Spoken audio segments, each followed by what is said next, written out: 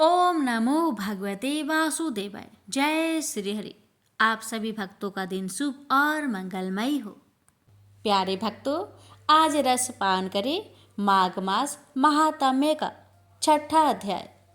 पूर्व समय में सतयुग के उत्तम निषेध नामक नगर में हेमकुंडल नाम वाला कुबेर के सदृश धनी वैश्य रहता था, जो कुलीन अच्छे काम करने वाला, देवता अग्नि और ब्राह्मण की पूजा करने वाला, खेती का काम करने वाला था। वह गौ, घोड़े, भैंस आदि का पालन करता और दूध, दही, छाछ, गोबर, घास, गुड़, चीनी आदि अनेक वस्तु बेचा करता था और उनसे इस प्रकार बहुत सा धन इकट्ठा कर लिया था। जब वह बूढ़ा हो गया तो मृत्यु को निकट समझकर उसने धर्म के कार्य करने प्रारंभ कर दिए। भगवान विष्णु का मंदिर बनवाया, कुआं, तालाब, बावड़ी, आम, पीपल आदि के वृक्ष तथा सुंदर बाग बगीचे लगवाए। सूर्योदय से सूर्यास्त तक वह दान करता। गांव के चारों तरफ जल की प्याऊ लगवाई। उसने सारे जन्म भर जितने पाप किए थे उनका प्रायश्चित करता था। इस प्रकार उसके 2 पुत्र उत्पन्न हुए, जिसका नाम उसने कुंडल और विकुंडल रखा। जब दोनों लड़के युवावस्था को प्राप्त हुए तो हेमकुंडल वैश्य गृहस्थी का सब कार्य सौंपकर भगवान की तपस्या के निमित्त वन में चला गया और वहां विष्णु भगवान की आराधना में शरीर को सुखाकर अंत में विष्णु लोक को प्राप्त हुआ। उसके दोनों पुत्र लक्ष्मी की मद को प्राप्त होकर बुरे कर्मों में लग गए। वैश्यगामी बीना और बाजे लेकर वैश्याओं के साथ गाते फिरते थे। अच्छे सुंदर वस्त्र पहनकर, सुगंधित तेल आदि लगाकर, भांड और कुछ मदियों से घिरे हुए हाथी की सवारी करते थे और सुंदर घरों में रहते थे। इस प्रकार ऊपर बोए बीज के सदृश वह अपने धन को बुरे कर्मों में नष्ट करते थे। कभी किसी सत पात्र को दान आदि नहीं करते थे, न ही कभी हवन, देवता या ब्रह्मा जी की सेवा तथा भगवान विष्णु का पूजन करते थे। इस प्रकार थोड़े ही दिनों में उनका सब द्रव नष्ट हो गया और वह दरिद्रता को प्राप्त होकर अत्यंत दुखी हो गए। भाईजन, सेवक, उपजीवी सब इनको छोड़कर चले गए और राजा के भय से नर को छोड़कर चोर तथा डाकुओं के साथ वन में रहने लगे और वहां अपने तीक्ष्ण बाणों से वन के पंछी, हिरण आदि पशु तथा हिंसक जीवों को मारकर खाने लगे। एक समय इनमें से एक पर्वत पर गया, जिसको सिंह मारकर खा गया, और दूसरा वन को गया, जो काले सर्प के डसने से मर गया। तब यमराज के दूत उन दोनों को बांधकर यम के पास लाए और कहने लगे कि महाराज, इन दोनों पापियों के लिए क्या आज्ञा है? आज के लिए इतना ही। अब आगे के वृत्तांत अगले अध्याय में रसपान करेंगे। भक्तों, अब रसपान करिए माघ मास विष्णु जी की कथा। विष्णु भगवान की 3 पत्नियां थी, लक्ष्मी, सरस्वती और गंगा। तीनों बड़ी गुणवती और सौम्य हृदय थी, पर तीनों की अलग अलग प्रकृति थी। तीनों भगवान विष्णु के प्रति मन में अनन्य प्रेम रखती थी। स्वयं विष्णु भगवान भी तीनों को अनन्य प्रेम करते थे। भगवान विष्णु ने अपनी तीनों पत्नियों को समान अधिकार प्रदान कर रखा था। तीनों बड़ी स्वतंत्रता के साथ अपने अपने अधिकारों का उपभोग कर रही थी, पर प्रकृति की भिन्नता के कारण सरस्वती के मन में संदेह पैदा हो उठा कि विष्णु मेरी अपेक्षा गंगा को अधिक प्रेम करते हैं। जब संदेह उत्पन्न हो गया तो ईर्ष्या भी पैदा हो उठी। सरस्वती गंगा से जलने लगी। बात बात में उन्हें खड़ी खोटी सुनाने लगी। गंगा कुछ बोलती नहीं थी, वे चुपचाप सुन लिया करती थी। लक्ष्मी को सरस्वती का व्यवहार अच्छा नहीं लगा। उन्होंने अवसर पाकर सरस्वती से कहा, बहन सरस्वती, तुम जब देखो गंगा को खड़ी खोटी सुनाती रहती हो। तुम यह अच्छा नहीं कर रही। मेरी बात मानो, गंगा को जली कटी सुनानी बंद कर दो। लक्ष्मी की नेक सलाह सरस्वती को अच्छी नहीं लगी। उनके हृदय में तो ईर्ष्या की आग जल रही थी। उन्होंने सोचा कि लक्ष्मी गंगा का पक्ष ले रही है। अतः उनके हृदय की आग और भी अधिक भड़क उठी। वे क्रोध भरे स्वरों में बोली, लक्ष्मी, तुम गंगा का पक्ष लेकर मेरा अपमान कर रही हो। मैं इसे सहन नहीं कर सकती। मैं तुम्हें श्राप देती हूँ, तुम नदी बनकर धरती पर प्रवाहित हो। लक्ष्मी बड़ी शांत प्रकृति की थी। वे सरस्वती के श्राप को सुनकर भी शीतल बनी रही। उन्होंने न तो श्राप की प्रतिवाद किया और न उनके प्रति मुख से कठोर शब्द ही निकाले। ऐसा लगा जैसे उनके लिए कुछ हुआ ही ना हो। पर गंगा को सरस्वती का श्राप अच्छा नहीं लगा। वे सरस्वती के श्राप सुनकर उत्तेजित हो उठी और क्रोध भरे स्वर में बोली, सरस्वती, तुमने लक्ष्मी को श्राप देकर बड़ा अनुचित कार्य किया है। वे तो तुम्हारे श्राप को सुनकर चुप रही, पर मैं चुप नहीं रह सकती। मैं तुम्हें भी श्राप देती हूँ, तू भी नदी बन जाओ और धरती पर जाकर प्रवाहित हो। यह सुनकर सरस्वती के मन की आग और भी अधिक भड़क उठी।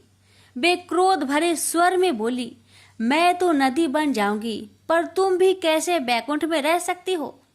मैं भी तुम्हें श्राप दे रही हूँ, तुम भी नदी बन जाओ और धरती पर जाकर प्रवाहित हो। इस प्रकार भगवान विष्णु की तीनों पत्नियां कलह और ईर्ष्या के कारण एक दूसरे को श्राप देकर दुख का शिकार बन गई। यह सुनकर भगवान विष्णु को बड़ा दुख हुआ। उन्होंने अपनी पत्नियों से कहा, तुम तीनों ने ईर्ष्या के कारण एक दूसरे को श्राप देकर अच्छा नहीं किया। तुम तीनों ने स्वयं अपने लिए दुख को निमंत्रित किया है। अपने ही हाथों से अपने घर को जलाया है। विष्णु की भर्त्सना से तीनों पत्नियां बड़ी दुखी हुई। वे बड़े दुख प्रकट करते हुए विष्णु से क्षमा याचना करने लगी। विष्णु ने कहा, तुम तीनों ने एक दूसरे को श्राप दिया है। श्राप के अनुसार तुम तीनों को नदी बनना ही पड़ेगा। नदी बनकर धरती पर जाना ही पड़ेगा। यह सुनकर लक्ष्मी का मन दुख से भर गया। उन्हें विष्णु का वियोग एक क्षण को भी सहा नहीं जा रहा था। वे अपने प्राणों को आंसुओं के रूप में बहाती हुई बोली, प्रभु, मुझ पर दया कीजिए। मैं एक क्षण भी आपके बिना नहीं रह सकती। कोई ऐसा उपाय बतलाइए जिससे मुझे आपसे अलग ना होना पड़े, धरती पर ना जाना पड़े। विष्णु ने कहा, लक्ष्मी, तुम्हें धरती पर जाना ही पड़ेगा, किंतु तुम्हारे हृदय में कपट और ईर्ष्या का भाव नहीं है। अतः तुम मुझे बहुत प्रिय हो, तुम्हें मुझसे अलग नहीं होना पड़ेगा। तुम अर्ध शक्ति से मेरे पास रहो और अर्ध शक्ति के रूप में पद्मावती नदी के रूप में धरती पर जाकर बहो। धरती पर शंखचूड़ नामक एक राक्षस उत्पन्न होगा। वह मेरा ही अंश होगा। तुम तुलसी के रूप में उसकी पत्नी बनोगी। तुम तुलसी के रूप में सदा विष्णु प्रिया बनी रहेगी और जन जन से आदर पाओगी। गंगा को भी भगवान विष्णु से अलग होने का बड़ा दुख था। अतः उन्होंने भी अश्रु नयन निवेदन किया, प्रभु, ऐसा कोई उपाय बतलाइए जिससे मैं आपसे अलग ना हो। भगवान विष्णु ने कहा, गंगे, श्राप बस तुम्हें भी धरती पर जाना ही पड़ेगा। राजा भगीरथ अपने पूर्वजों के उद्धार के लिए तप कर रहे हैं। तुम्हें धरती पर गंगा के रूप में प्रवाहित होना पड़ेगा और भगीरथ के पूर्वजों का उद्धार करना होगा। तुम भगीरथ के पूर्वजों का उद्धार करके समुद्र में मिल जाओ। समुद्र मेरा ही रूप है, अतः तुम सदा मुझ में ही रहोगी। तुम स्वर्ग से उतरने पर शिव की जटाओं में रहोगी। शिव और मुझ में कोई अंतर नहीं है। इस रूप में भी तुम सदा मुझ में ही रहोगी। सरस्वती चुपचाप विष्णु की बातें सुन रही थी। अंत में भगवान विष्णु ने सरस्वती की ओर देखा और कहा, सरस्वती, तुम अपने अर्ध गुणों से नदी बनकर बहोगी और अर्ध गुणों से ब्रह्मा की पत्नी बनोगी। श्राप का फल तुम्हें भी भोगना ही पड़ेगा। सरस्वती बोली, भगवान आप तो भेद विभेद रहित है, फिर आप लक्ष्मी और मुझ में भेद क्यों कर रहे हैं? आपने लक्ष्मी को तो अपने पास ही रहने की अनुमति प्रदान की, पर मुझे आप सदा के लिए अलग कर रहे हैं। विष्णु बोले, सरस्वती किसी को भी ना तो मैं अलग करता हूँ और ना अपने पास रखता हूँ। मेरी किसी में ना तो आसक्ति है और ना किसी से भी विरक्ति है। सबको अपने अपने गुणों और कर्मों के अनुसार ही मेरा सहचर्य प्राप्त होता है। लक्ष्मी निष्कपट हृदय की है, वे ना तो किसी से ईर्ष्या करती है ना किसी से बैर रखती है, वे सबसे प्रेम करती है। यही कारण है वे सदा मेरे साथ रहेगी। पर तुम ईर्ष्या और क्रोध के वशीभूत रहती हो, यही कारण है तुम्हें मुझसे अलग होना पड़ा है। विष्णु के कथन को सुनकर सरस्वती मौन हो गई। उन्हें ऐसा लगा जैसे विष्णु के कथन का प्रत्यक्ष अक्षर उनके सामने मूर्तिमान बनकर खड़ा हो गया हो। सरस्वती का हृदय पश्चाताप की वेदना से जलने लगा। पर अब क्या हो सकता था? अब तो तीर उनके हाथों से छूट चुका था। जो मनुष्य क्रोध और ईर्ष्या के वशीभूत होकर अपने हाथों से ही अपने घरों में आग लगा लेते हैं, उन्हें सरस्वती की भांति ही पश्चाताप की वेदना में जलना पड़ता है। प्रेम से बोलिए, विष्णु भगवान की जय। श्रीमद् भगवत गीता पाठ, छठा अध्याय, महात्मा सहित। भगवान जी बोले, हे अर्जुन, जिसको कर्म फल में आसक्त नहीं और फिर भी कर्म को करता है, वही सन्यासी और योगी है। और जिसने हवन आदि लौकिक कर्म छोड़ दिए हैं, वह कदापि योगी नहीं है। हे अर्जुन, जिसको सन्यास कहते हैं उसी को कर्मयोग जानो, क्योंकि संकल्पों के त्याग किए बिना कोई भी योगी नहीं हो सकता। जो ऋषि मुनि योग प्राप्ति की इच्छा रखते हैं, उनके लिए उनका साधन कर्म ही है, और उनके पूर्ण योगी होने पर उनका ज्ञान पूर्ण होने का साधन उनके चित्त का साधन है। जब संपूर्ण वासनाओं को उसने त्याग दिया हो, उसी समय वह आत्मा को अवनत होने से रोके, क्योंकि मनुष्य आप ही अपना मित्र और शत्रु है। जिनके विवेक से अपना मन स्वाधीन कर लिया है, वह स्वयं ही अपना हितकारी है, और जिसने विवेक का परित्याग किया है, वह स्वयं ही अपना शत्रु है। मन को जीतने वाले शांत स्वभाव मनुष्य को आत्मासीत उष्ण सुख दुख मान और अपमान इनके होने पर भी अंततः स्थिर रहती है। जिसने ज्ञान विज्ञान से अपने अंतकरण को तृप्त कर लिया है, जो निर्विकार हो गया है, वही सच्चा योगी कहलाता है। सुहृद मित्रता, शत्रु, उदासीन, देशी, मध्यस्थ, देश करने योग्य, बंधु वर्ग, साधु और पापी, इन सब में जो समान दृष्टि रखता है वही श्रेष्ठ है। योगी पुरुष को मन और आत्मा को अपने वश में करके वासनाओं तथा समस्त अपरचनों को त्याग कर किसी एकांत स्थान में बैठे निरंतर चित्त को समाधि में लगाना चाहिए। आत्मा शुद्धि के लिए योग करना अति उत्तम है। शरीर, मस्तक और गर्दन को सम करके अचल होकर स्थिर होने पर अपनी नासिका के अग्रभाग को देखता हुआ सब दिशाओं से अपनी दृष्टि हटाए रहे। भय रहित होकर शांत चित्त से ब्रह्मचार्य व्रत का पालन करे। मन को रोककर मुझसे ही लीन होकर मन को योग में लगाए। इस प्रकार मन को बस में रखने वाले योगी को निरंतर योग अभ्यास करते रहने से मुझ में रहने वाले निर्वाण पद की प्राप्ति होती है। हे अर्जुन, जो अधिक भोजन करता है या अधिक दिन उपवास करता है, जो बहुत देर सोता या जागता रहता है, उसको योग प्राप्त नहीं होता। जो उपयुक्त आहार और विहार करता है तथा कर्मों का योग रीति से पालन करता है तथा जो यथा समय सोता और जागता है, योग ऐसे पुरुष का दुख मिटा देता है। तब संयम को प्राप्त हुआ चित्त अपने आत्मा में हो जाता है और मन कामनाओं से निवृत्त हो जाता है, तभी योगी मोक्ष पद पा जाता है। जिस प्रकार वायु रहित स्थान में रखा हुआ दीपक चलायमान नहीं होता, उसी प्रकार योगी अपने चित्त को निश्चल रखकर उसका संगम करता है और अंतःकरण की समाधि लगाता है।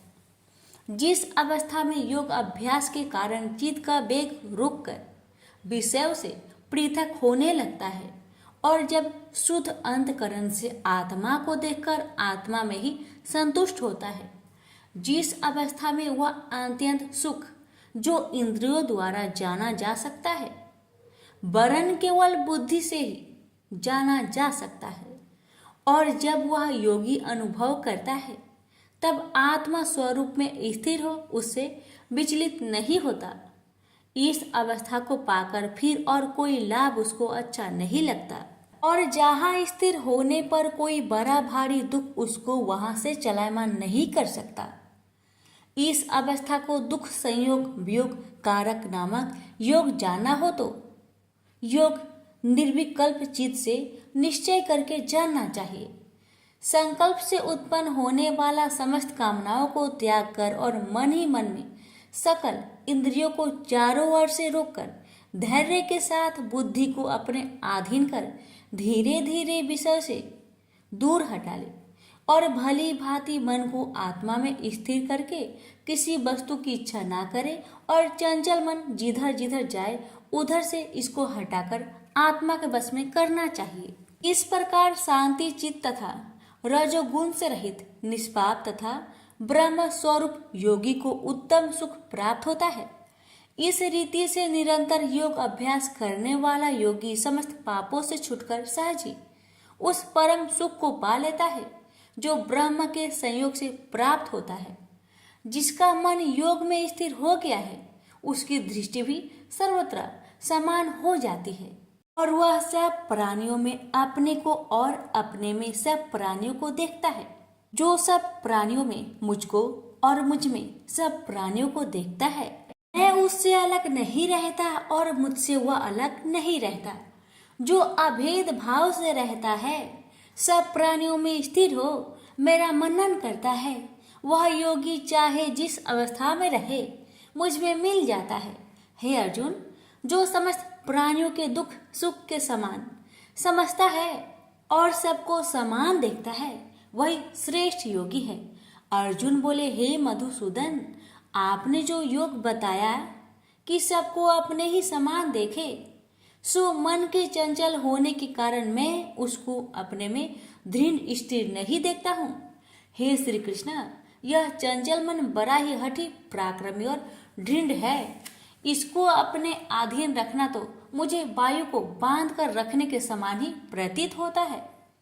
श्री कृष्ण भगवान ने कहा, हे महाबाहो, इसमें संदेह कि मन अति चंचल है और इसे बस में करना बड़ा ही कठिन है। तो भी हे कुंती पुत्र, अभ्यास और वैराग्य से इसे बस में किया जा सकता है। जिसका मन बस में नहीं, उसको योग अति दुर्लभ है।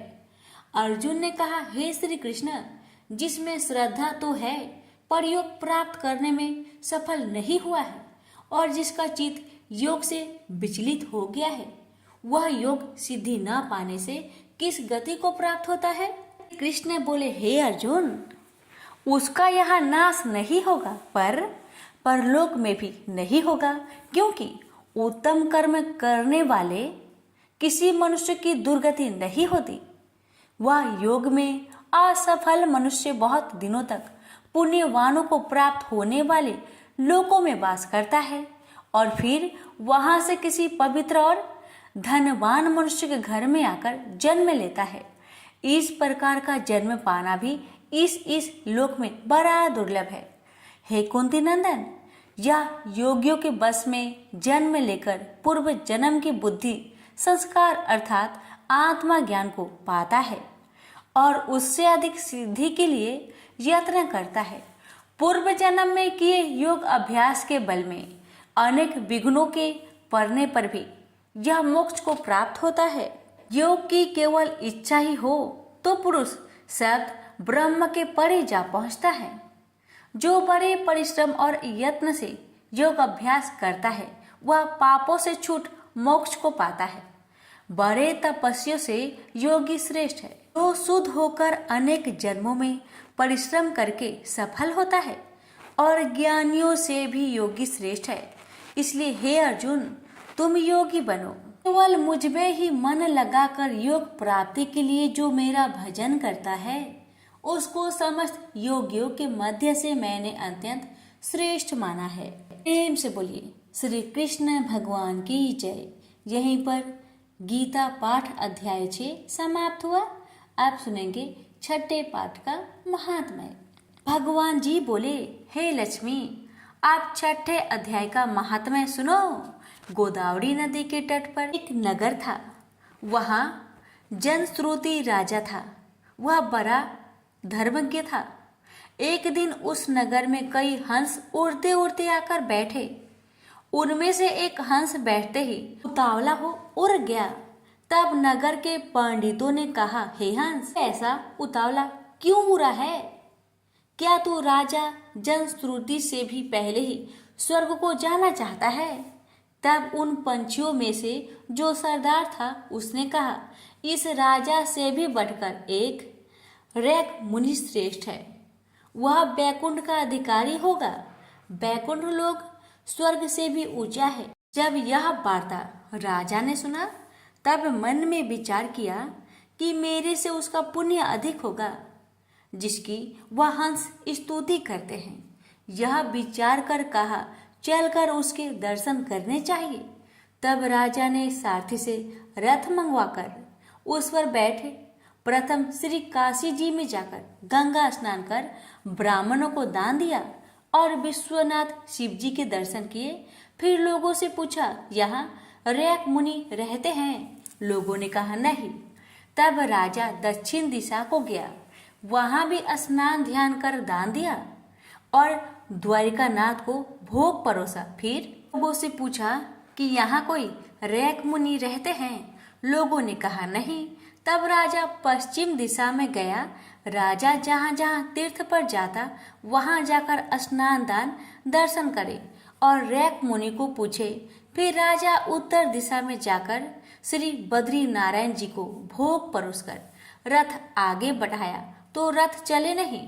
तब राजा ने कहा, मैंने समस्त पृथ्वी की परिक्रमा करी, परंतु किसी भी स्थान पर मेरा रथ नहीं अटका। यहाँ पर अटका है।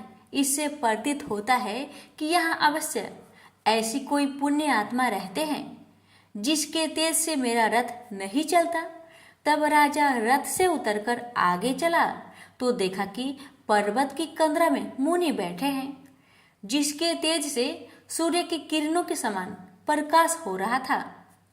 तब राजा ने प्रकाश को देखते ही कहा, रैक मुनि होंगे। जब राजा ने दंडवत कर चरण वंदना करी तथा हाथ जोड़कर स्तुति करी, तब मुनि ने राजा का आदर किया और कहा, हे पृथ्वीनाथ, तू चारों धाम के पालनहारा पुण्य आत्मा है। तब राजा ने मुनि से पूछा, हे मुनिनाथ, आपका तेज ऐसा किसके बल से है? मुनि ने कहा, हे राजन, मैं नित्य प्रति गीता जी के छठे अध्याय का पाठ करता हूँ। इस कंदरा में उसी का प्रकाश है। यह सुनकर राजा ने अपने पुत्र को बुलाकर कहा, हे पुत्र, आज से तू राज्य कर, मैं तीर्थों को जाता हूँ। इतना कहकर राजा ने राज्य त्याग दिया और रैक मुनि ने श्री गीता जी के छठे अध्याय का पाठ आरंभ कर दिया। तो वह राजा भी पाठ करने लगा। पाठ के प्रभाव से राजा त्रिलोकदर्शी हो गया। इस प्रकार दोनों को वन में रहते रहते कई वर्ष बीत गए। एक दिन प्राणायाम करके दोनों ने देह त्याग दिया। स्वर्ग से विमान आए, उस पर बैठकर बैकुंठ को गए। प्रेम से बोलिए लक्ष्मी नारायण की जय।